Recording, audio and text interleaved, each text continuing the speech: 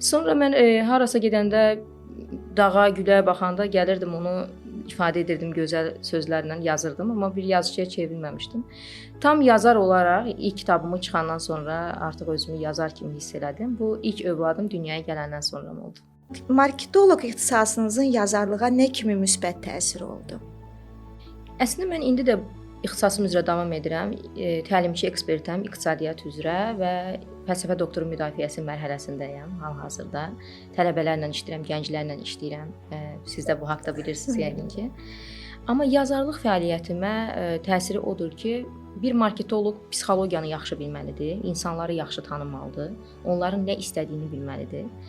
Yazarlıq tərəfimə bunun müsbət tərəfi odur ki, mən oxuculara empatiya hissi qura bilirəm və bilirəm ki, oxucular hansı kitabları sevərlər, istəyərlər və hansı dildə onlara bunu təqdim edə bilərəm mən.